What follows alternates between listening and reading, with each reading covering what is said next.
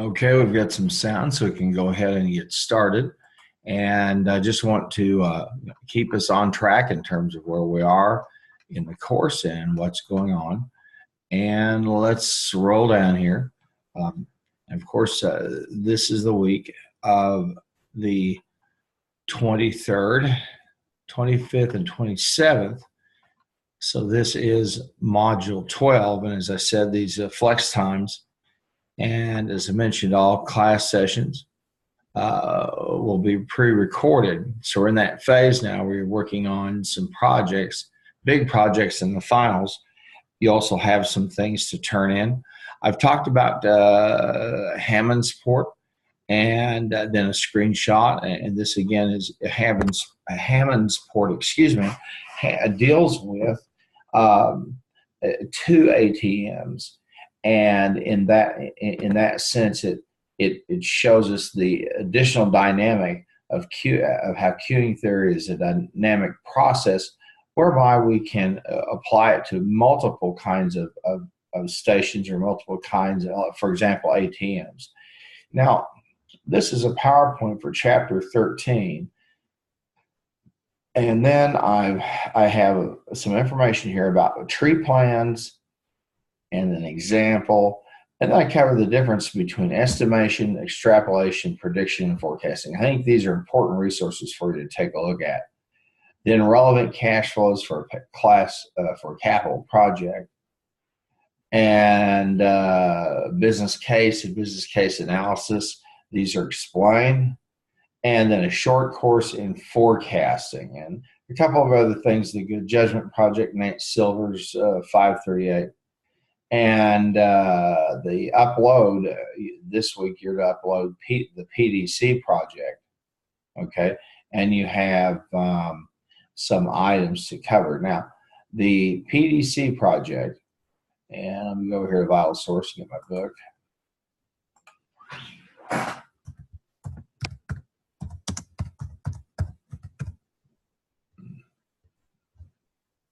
This is using optimization tools in order to perform capital budgeting.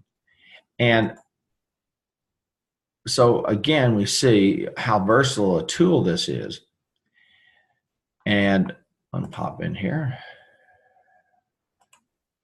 And we'll search through the whole book. And we'd stopped in our last. Hammond's Port 2 is just simply using building a simulation for two ATMs. That's really the difference between it and the same processes. So you'll have those worksheets, and certainly over on page 572, they walk you through the process with the two ATMs, as you can see, and they show you the solution. Now, I think I've asked you to manipulate some of the variables and then to go ahead and post that. I'm going to look here for the PDC project.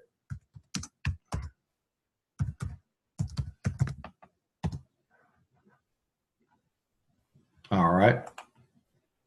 And the PDC project is over in chapter 13. And as I mentioned, this deals with capital budgeting. So it shouldn't be lost on us that chapter 12, we're looking at queuing theory and the movement of people in and out of product service bundle moments, and where they're served, when they arrive, how long they have to wait, then how long it takes to serve them. And we use random with the random function Excel to simulate what things would look like. And again, then we also had the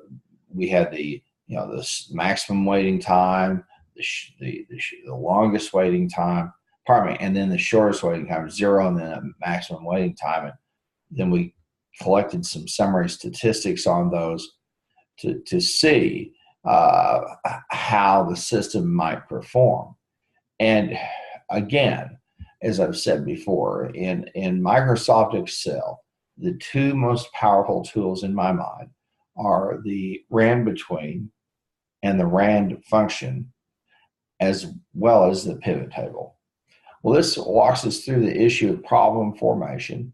This is dealing with Pittsburgh Development Company. and they bought some land. They discuss this over here on page 604, and they wanted to develop.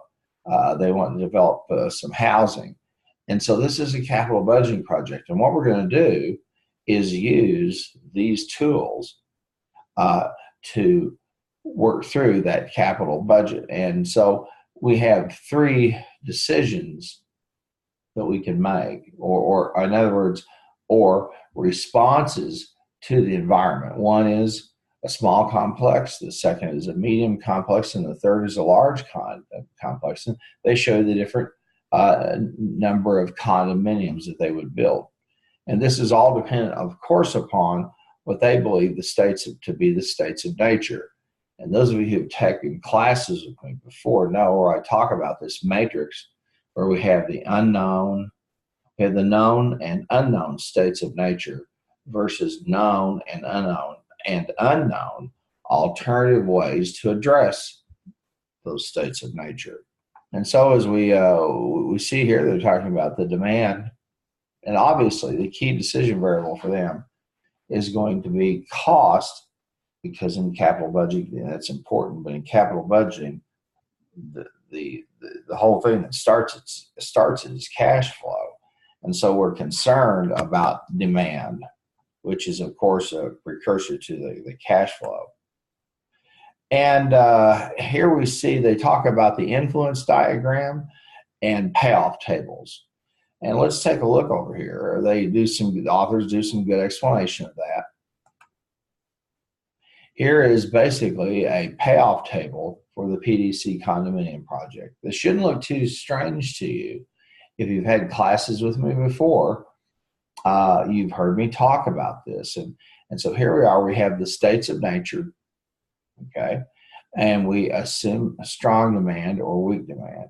They say, Dr. Harmon, could we have strong demand, medium demand, somewhat weak demand? Then we could. I can scale these out, these states of nature. I can fine cut them as much as I want to. Okay, it doesn't matter it doesn't matter to me. Now, let me say this: if I was in this project and I was doing it, I frankly, what I would do is I would probably do a finer cut so that I had a balanced matrix, so that I would probably have strong demand, weak demand, and medium demand, and weak demand. Okay. Then you see these decision alternatives. One is to build 30 complexes, and that's the small demand. Another is to build 60, and another is to build 90. And the authors give us some decision. You show us the payoff table. And these payoff tables, we believe that if we build a small complex, okay, and they explain this to us, that the payoffs, okay,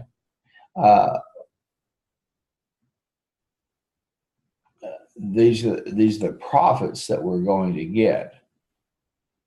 Okay, in other words, I would assume, this is capital budgeting, net cash flow. All right. And so we see these, what we believe will be net cash flow. Now, again, the profits. Again, we're operating from the notion that we try to find a model, okay? And in this case, we've used a payoff table. Actually, what this is a table showing conditional probabilities based upon demand and our best guess on what demand will actually be. Okay, and so we projected out these profits. Now, we have some things that are controllable. Costs are controllable. We can choose to build as many or as few condominiums as we want to. But as you can see, the larger, the more condos we build, i.e. the larger the capital budget, the bigger the outcomes on the roll of the dice. And if I look at these, this is just me, and of course I would encourage you, you certainly should take a look here on page 606. I look at I understand these are estimates, all right, and it's not. I would probably have several scenarios out here in terms of states of nature, and then I would probably look at a number of decision alternatives, but the authors have condensed this down for us. Then they walk us through another model called the decision tree, okay, and they talk about it. And this is decision making without probabilities. Back here, we assume there are certain probabilities. Now, we assume that the probability that with the demand, okay, that there's a level of probability for each one.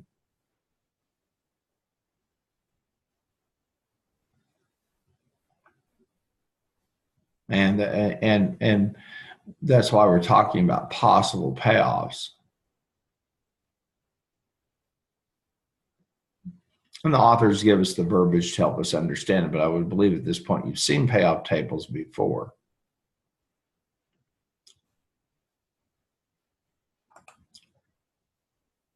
Now, these are essentially probabilistic. You might want to weight strong demand versus weak demand. Here it appears that they're seen as 50-50. And so you have to be thinking about that. And when in truth, it may be 60-40, it may be 57, who knows? But when we do a payoff table, it's always good for us to provide some notation that indicates the probability for the state of nature, okay? And then we see a better picture of our guesswork. Well, we're going over here to decision making without probabilities, and these are what we call decision strategies for all intents and purposes. One is we're optimistic, okay? And so we believe that we'll get the maximum benefit with the minimum cost. Then we have a conservative approach.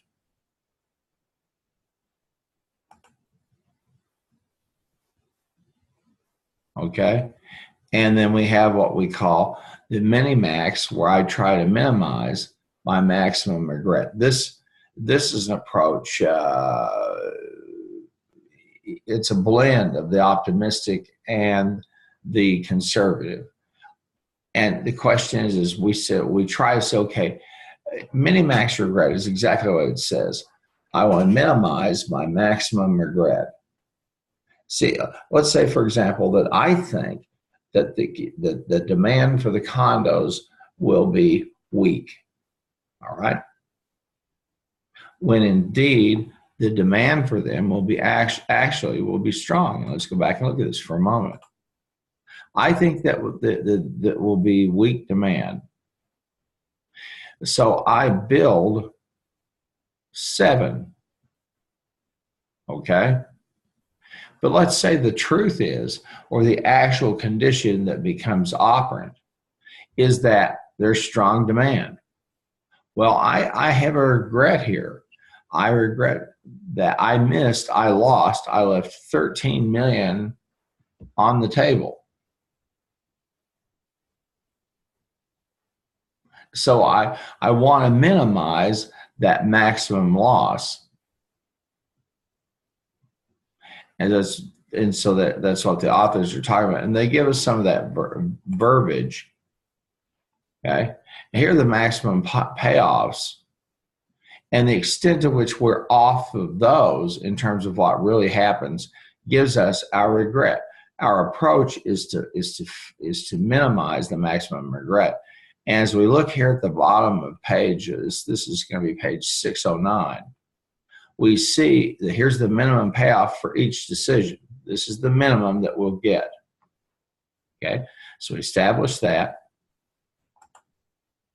All right, and then we have the expression of the regret. And that is the difference between the best we would done, would the highest profits we would have achieved under a certain intersection of demand and number of condos that we built. And that gives us the mini-max regret, because we want to minimize our maximum regret. And you can see here in page 610, they walk us through that process. Then we start to talk about decision making with probabilities. And you've done this if you've had your finance class and you've put a portfolio together, a weighted portfolio. You've done this same thing. And so here we have an expected value table. All right, and when we see a payoff table and there's no indication of the probability, we believe of the probability of a given state of nature, then the bottom line is we're assuming that they're both operative, and that's just not true. It shows us how we can compute the expected value. And the decision tree, okay, is nothing more than taking a payoff table and putting it into a series of nodes. That's all. We're just putting it into, we begin to build the tree. And as this is really based on a network, but what a network of outcomes. Now, the authors also talk about the expected value information. That is, we look at how much would it cost me to do, say, some prior research versus the cost versus the profit I will absorb.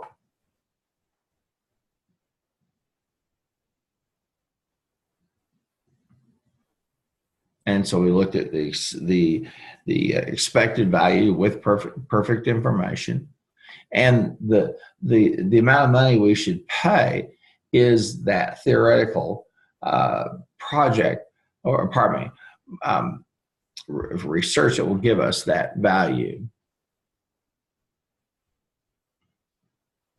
And here we work through the expected value per perfect information. And they give us some notes and walk us through that process. So there's nothing here that's really all that terribly bad. Now, or it's just a matter of organizing your thoughts, organizing the figures, and I think putting them into tables and taking a look at them. Now, we move over here to sensitivity analysis.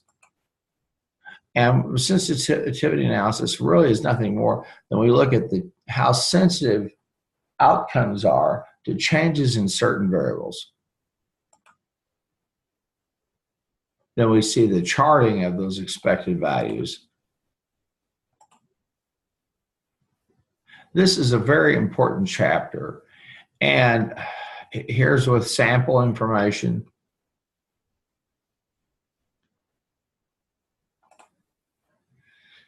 Here's the influence diagram. As you can know, as you see, it's a flow chart. Again, we've used one of these tools, and we talked about back in the very start of the course. We walk through and we build a model. And here's the model, including the market research study. And you can walk through and see through the text and see how that all of those work themselves through. Now, we've just come through March Madness, and the people in Las Vegas who set the odds use these based upon the bracketology. That is, who do they think are the stronger teams, and what's the probability that Team A will advance over Team B, and so forth. Nothing here. We're just doing a capital project. They're hedging their bets. Now we see some of the information here as they show us with branch probabilities.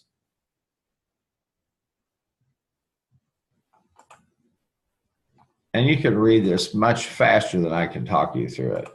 And then we begin to boil this thing down to our best choices, or what look like our best choices given our decision strategies. Okay, so I'm going to go back over here to the course modules. So you'll want to upload the PDC project. That's a Microsoft file. It's due here the 27th. Okay, and as you would think, I've given you a whole series of a whole set of resources that deals with forecasting, scenario analysis, payoff tables, etc. And the text does an outstanding job. Well, let me say this also. Again, this is a course called Introduction to Management Science, and decision science. Okay, is the chapter 13 would be expanded to an entire course. So we're seeing how versatile this tool is, and so you'll want to upload that. Now, the PDC project, okay, you want to upload that file. That's what's due, as well as chapters 10, chapter 13 exam, chapter 14, and chapter 15. Now, I want to talk for a moment about these items here in the module, the SAP Business 1 and the instructions for Part A, and then the instructions for Part B. These are two of the projects, okay, which is why class times this week are pre-recorded. As I mentioned, this is flex time for you to work on these projects. And the first is SAP, the SAP Business 1 project with its parts A and B, and then the Anderson text, a self-developed quiz. And then, again, we'll be moving into Module 13. And I have some resources here for you. And then the AHP assignment. And you use the file and here to upload your file here. And you'll, again, and then also the scoring will be due. And here's a screencast for it. And I showed you the key. So you'll have what's due that next week.